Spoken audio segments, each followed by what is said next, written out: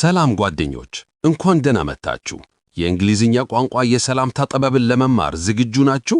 ሰላምታ greetings ከቃላት በላይ ትልቅ ትርጉም አለው። እሱ የባህል መግቢያ፣ የመግባቢያ መጀመሪያ እና ለግንኙነት በር ከፋች ነው። በዚህ አጠቃላይ የኢኤስሲዲ እንግሊሽ ትምህርት ውስጥ ከቀላል ሄሎ እስከ ውስብስብ የባህል ልዩነቶች ድረስ ሁሉንም ነገር እንቃኛለን። ይህ ቪዲዮ ጀማሪዎችን ወደ እንግሊዝኛ ዓለም የሚያስገባ ሲሆን ቀድሞውንም የተወሰነ ዕውቀት ላላቸው ደግሞ ሰላምታ አሰጣጣቸውን ለማሻሻል ይረዳቸዋል። በዚህ ሰፊ የትምህርት ጉዞ መጨረሻ ላይ በማንኛውም ሁኔታ ውስጥ በራስ መተማመንና በትክክል የእንግሊዝኛ ሰላምታ መስጠት ትችላላችሁ። ከወዲሁ ላይክ በማድረግ እንጀምር። ይህ ጉዞ የት እንደሚወስድን ለማየት ጓጉታችኋል? አብራችሁን ቆዩ።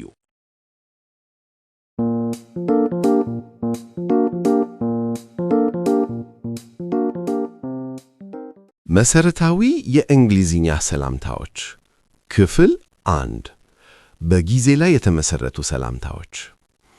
እነዚህ ሰላምታዎች ጉድ ሞርኒንግ፣ ጉድ አፍተርኑን እና ጉድ ኢቭኒንግ የሚሉት ናቸው። እያንዳንዳቸው የሚጠቀሙበት የራሳቸው ጊዜ አላቸው። ጉድ ሞርኒንግ ከንጋቱ 12 ሰዓት ጀምሮ እስከ ቀኑ 5 ሰዓት ከ59 ደቂቃ ድረስ ነው። ጉድ አፍተርኑን ከቀትር በኋላ 6 ሰዓት ጀምሮ እስከ ምሽቱ 12 ሰዓት ድረስ።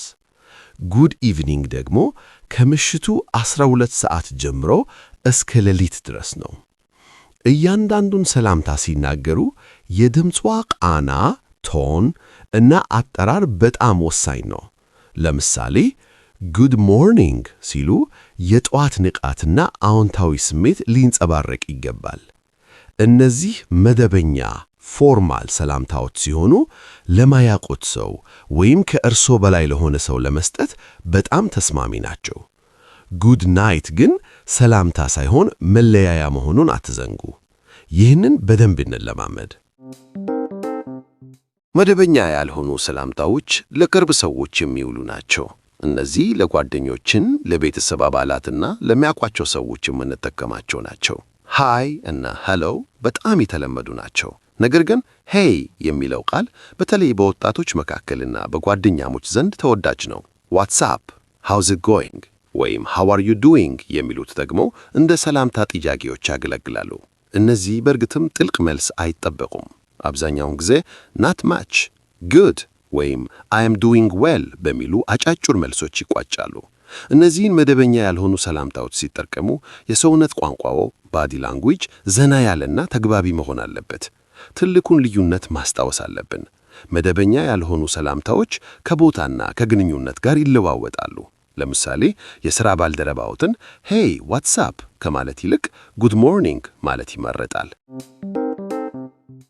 ሰላምታ ከሰጡ በኋላ የሚመጣው ወሳኝ ክፍል ሃው አር ዩ ለሚለው ጥያቄ እንዴት ምላሽ መስጠት እንደሚቻል ነው። ብዙዎቻችን አይ አም ፋይን ቴንክ ዩ የሚለውን ብቻ እናውቃለን። ይህ መልስ መጥፎ ባይሆንም ሌሎች ብዙ አማራጮች አሉ።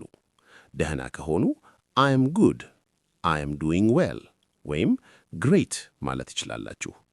ትንሽ ደካማ ከሆኑ ደግሞ ናት ባድ፣ አይ አም ኦኬ ወይም a little tired ማለት ይቻላል። በጣም የሚያስደስተው ነገር ግን መልሳችሁን ከሰጣችሁ በኋላ የጠየቀውን ሰው መልሶ መጠየቅ ነው። ለምሳሌ I am great thanks and you ወይም not bad how about you ትላላችሁ። ይህ መልሶ የመጠየቅ ልምድ በእንግሊዝኛ ተናጋሪዎች ባህል ውስጥ ወሳኝ ነው። ይህ የሚደረገው የውይይቱን ፍሰት ለማስከተልና ለሌላው ሰው አክብሮት ለማሳየት ነው። ንግግርን እንዴት ማስከተል ይቻላል? ተጨማሪ ጥያቄዎች follow up questions እዚህ ጋር ነው የሚመጡት። ሰላምታ ብቻውን በቂ አይደለም። ንግግር ለመጀመርና ለማስከተል ተጨማሪ ጥያቄዎች ያስፈልጋሉ። ለምሳሌ what have you been up to lately? በቅርብ ጊዜ ምን እየሰራህ ነበር? did you have a good weekend? ጥሩ ቅዳሜና እሁድ አሳለፍክ? how's work? school going? ስራ፣ ትምህርት እንዴት ነው? ወይም long time no see how have things been going? ብዙ ጊዜ አልተገናኘንም፣ ነገሮች እንዴት ናቸው ማለት ትችላላችሁ። እነዚህ ጥያቄዎች ሰውየውን በተመለከተ የበለጠ መረጃ ለማግኘትና ንግግሩን ወደ ተለያዩ ርዕሶች ለመምራት ያስችላሉ። ለምሳሌ ስለ ቅዳሜና እሁድ ከጠየቁ ሰውየው ስላደረገው ነገር ማውራት ይጀምራል። ይህም ለለሶ ተጨማሪ ጥያቄዎችን ለመጠየቅ ዕድል ይሰጧቸዋል። እነዚህ ጥያቄዎች አዲስ ለተገናኙት ሳይሆን ከዚህ ቀደም ለሚያውቋቸው ሰዎች የበለጠ ተስማሚ ናቸው። መለያያ ሰላምታዎችም ልክ እንደ መጀመሪያው ሰላምታ ሁሉ ወሳኝ ናቸው። በጣም የተለመደው ጉድባይ ሲሆን ባይ ደግሞ መደበኛ ያልሆነው ነው። ሌሎች አማራጮች ደግሞ see you later, talk to you soon, see ya ወይም catch you later የሚሉት ናቸው። በተጨማሪም have a good day, have a great weekend, have a good evening ወይም have a good night የሚሉት ምኞቶች በጣም ተግባቢና አዎንታዊ ናቸው። እዚህ ላይ good night ልዩ መሆኑን ማስታወስ አለብን። good night ማለት ሰላምታ ሳይሆን መለያየት ነው። ይህ ከምሽቱ 6 ሰዓት በኋላ ለመለያየት የምንጠቀመው ነው። የመጨረሻውና በጣም ጠቃሚው ምክር ከንግግሩ በኋላ it was nice talking to you ወይም it was nice meeting you ብሎ መለያየቱ ለግንኙነቱ አዎንታዊ ፍጻሜ ይሰጠዋል እና ለወደፊት ግንኙነትም በር ይከፍታል። አሁን የእንግሊዝኛ ሰላምታችሁን ከፍ ለማድረግ የሚያስችል ድምፅና የሰውነት ቋንቋ tone and body language እንዴት እንደሚሰራ እንመለከታለን። በእንግሊዝኛ ቋንቋ የድምፁ ቃና፣ የፊት ገጽታው እና የሰውነቱ እንቅስቃሴ ከቃላቱ እኩል ወይም የበለጠ አስፈላጊ ሊሆን ይችላል። ሄሎ ሲሉ ፈገግታ እና ቀጥተኛ የአይን ግንኙነት አይ ካንታክት በጣም ወሳኝ ናቸው። ይህ በራስ መተማመንና ተግባቢነት ያሳያል። ትከሻቸውን ወደ ኋላ መልሰው ቀጥ ብሎ መቆም የራስ መተማመናችሁን ያሳያል። how are you የሚለውን ጥያቄ ስትጠይቁ ድምፃችሁ ወደ ላይ ከፍ ብሎ መነሳት አለበት። ይህም የጥያቄ ምልክት መሆኑን ያሳያል። መደበኛ ያልሆነ ሰላምታ ሲሰጡ ደግሞ ትንሽ ዘና ማለትና ምናልባትም ጭንቅላታቸውን ማንቀሳቀስ ወይም እጃቸውን ማንሳት ትክክል ነው። አንድን ቋንቋ በድምፅና በአካል ቋንቋ ስትማሩ ተናጋሪዎች ከእርሶ ጋር ለመነጋገር የበለጠ ይደሰታሉ። ወደ እንግሊዝኛ ሰላምታ ጥበብ ጥልቅ ደረጃ ንግባ። የባህል ልዩነቶች cultural nuances። በተለያዩ የእንግሊዝኛ ተናጋሪ አገራት ውስጥ ሰላምታዎች በተለያየ መንገድ ሊተረጎሙ ይችላሉ።